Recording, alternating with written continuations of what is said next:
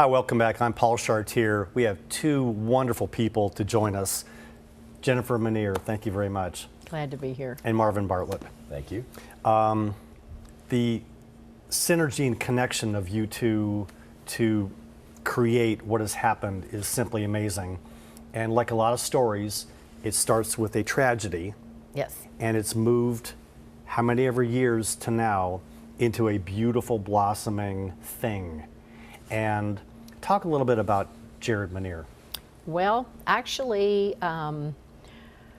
Jarrett's journey started when he was 2.5, when he was diagnosed with Ewing sarcoma, which is a relatively rare type of bone cancer. He was one of the youngest in the world at that age, at that point in time, to be diagnosed. And fast forward 7 years from then to age 9, he'd been in and out of the hospitals, had had multiple surgeries, he was on his second transplant for a secondary cancer because of all the treatment.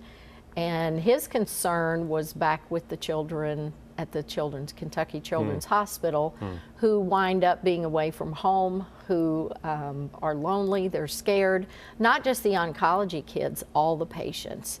And he came up with the idea. I went down the hall in the transplant unit for a cup of coffee and came back, and life was transformed at that moment, because he said, you know, Mom, I've been thinking. And we always knew that was a problem when he said, I've been thinking. And he said, I worry about those kids and I want to do something to brighten their day, so here's my idea. Well, he was a beautiful little soul. Yes. And I was fortunate to meet him. And our friend Terry Hagan, who has got a great heart of gold himself, took my son and Jarrett and another boy to Fort Knox. Yes. And a memory those boys will never forget. That was a fantastic experience. We still cherish those pictures, and so much. That was the thing that people say about Jarrett. Now, we lost him at age 13, and people will say that Jarrett was an old soul in a child's body, and he really lived more in those 13 years than most people do in a lifetime. For you and Doug to take that tragedy and transform it into how many thousands of toys? Oh my goodness. Well, the first thing is, we're much more than about toys now. And initially, if you look at just the Tuesday night visits, which is what Jarrett started, we're now, and they're weekly, every year for now 20 years. We're over 45,000 patients. Oh my gosh. But there is so much more that we do. We also provide incentives, distractors, treasure box items for the specialty clinics. The technicians and the nurses and the therapists are working with kids in these specialty areas where they spend a lot of time undergoing unpleasant procedures, therapies, that kind of thing. So they use the items that we donate for that kind of thing. We even donate party blowouts for the kids that have pulmonary disorders such as cystic fibrosis and asthma, so that they can actually practice their breathing techniques using something fun. They have found compliance improved. We have provided a $10,000 donation to the Kentucky Children's Hospital Education Center that they have for teaching models, teaching materials, and bedside iPad stations that can go to the bedside to educate the kids and their families on what they're dealing with, to give them ownership. There are many, many other things that we also provide, and the newest thing we've done, and I know Jarrett would be thrilled with it, is we have just started a $125,000 endowment for the palliative care program at the Children's Hospital to support a sibling support program. And as you know, Jarrett's sister, much needed. Yes. Yep. Absolutely. What a beautiful full story that just keeps on going. And somehow, Marvin, you knew Jarrett. Oh, yes, very well. We'll go back to the beginning, too. That first day when he rolled out the Joy Cart was in the middle of March Madness, and they only sent photographers. The news stations didn't send a lot of people over there.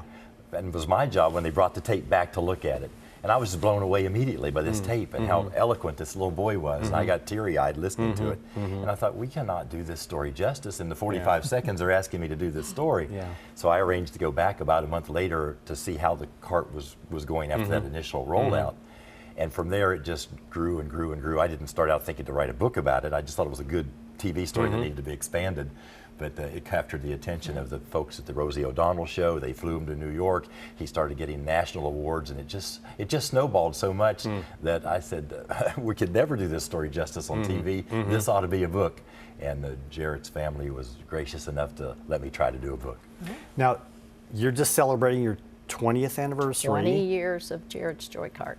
And how many years ago did the genesis of the book start to bang around in your brain? Well, this is actually a second edition of the book. So the first book came out 17 years ago. So the cart had been rolling for about 3 years when the first edition came out.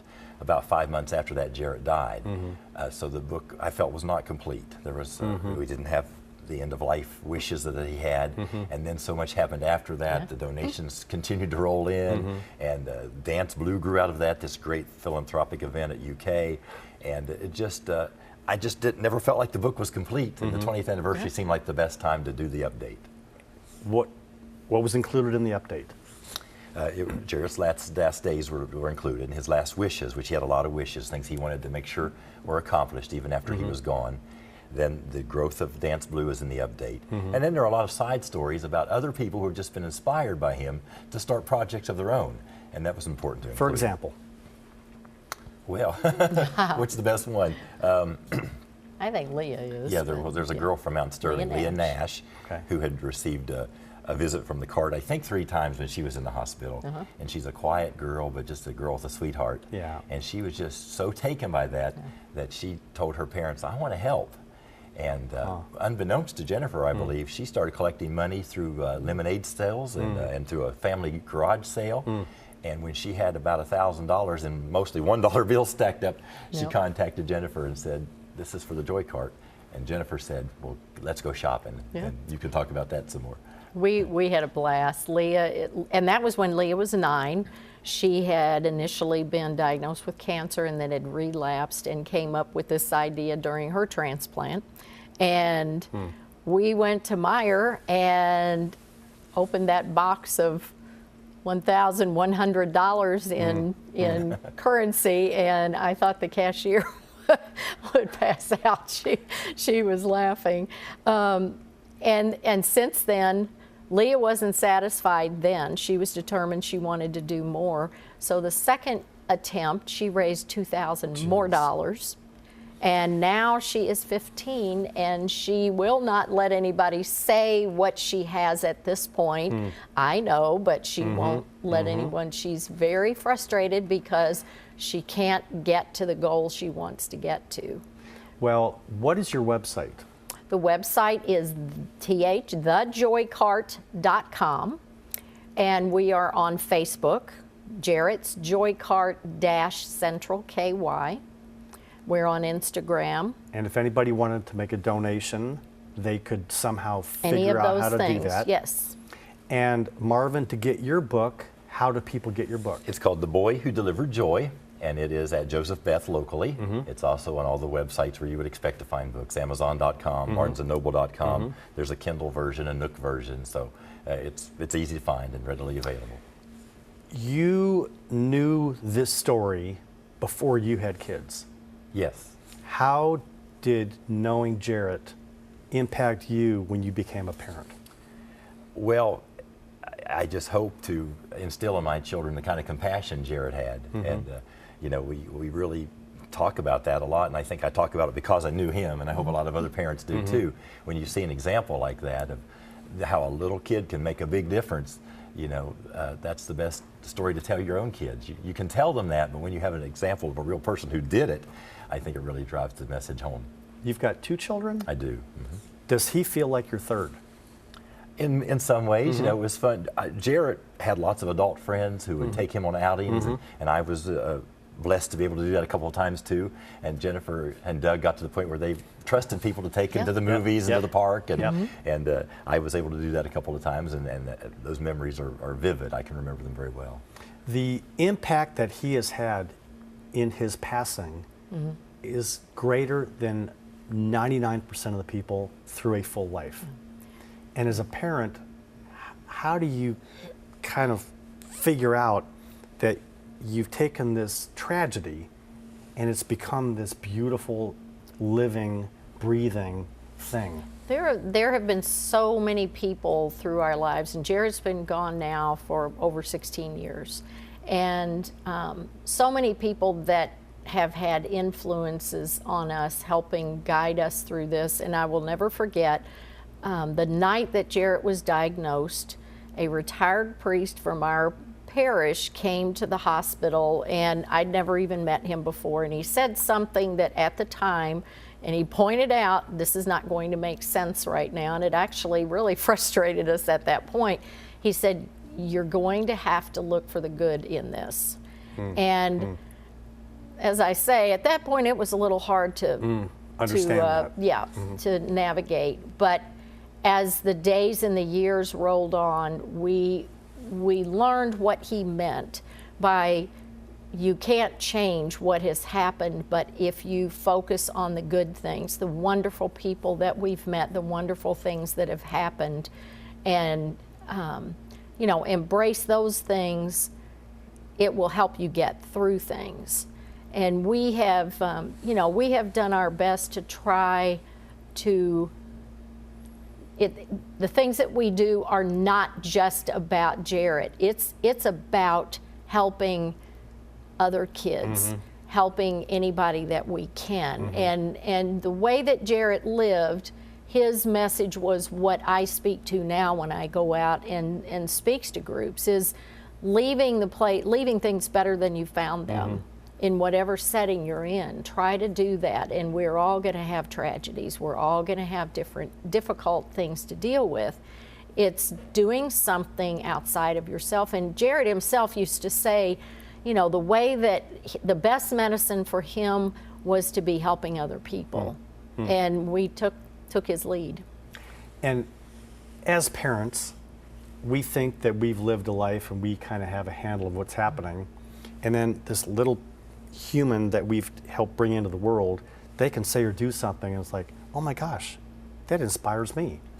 And for him, for you and Doug, this has to be a miraculous journey. It's hard to put into words. We never anticipated, you know, initially when Jarrett started this, and we've talked to Marvin about this for years, you know, he was 9, we had all these other things going on. We had another child, Claire was into her things, and we thought after a couple months he'll move on. Well, as I say, that was 20 years ago, but we had someone one time right after Jarrett's passing that had suggested maybe whatever we want to focus on, we need to do it as quickly as possible because he will be forgotten.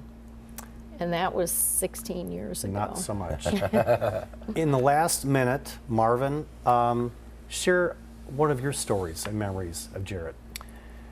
Well, I mean, it's just his spirit that, you know, there's not one story. There's just being in his presence was fun. Jarrett had lots of bad days, I guess, at home, but you didn't know it when you were around him. He never showed it in the public, and he really knew and said that, you know, just to make days, you have to make your days special. You don't know how many days you're going to have, and that's a message that's true for all of us. And I think I've had so many people who've gone through hard times who've read the book and said, I never feel sorry for myself anymore because of that boy's message. We will have a screenshot of this book. And again, it's available at Joseph Beth. And if they don't have an autograph session and yet, Amazon. Amazon. Joseph Beth should have you, yes. And please give the website again for thejoycart.com, or you can get me at thejoycart@gmail.com. Well, this little fella has inspired so many people, and his spirit does live. And thank you and Doug for being open-hearted enough to take what he gave you and continue it and not go into a dark place and mourn like anybody has a right to do when they lose a child. We took his lead. He would never have had it. Never have had that. Jennifer, thank you. It's Marvin, it's about Thank you, time, Paul. as I see you walk by every month, Yeah. it's about time to get you on the couch. Yeah, and I used to be on the other side of the questions. Thank you. Well, thank you very much for your love it. grace and your courage to continue Thank you. this. Thank you both. Thank you. Appreciate it. Thanks for tuning in. I'm Paul Chartier. Go to the website, learn more about Jarrett and the wonderful energy that he shares with the world. See you next time.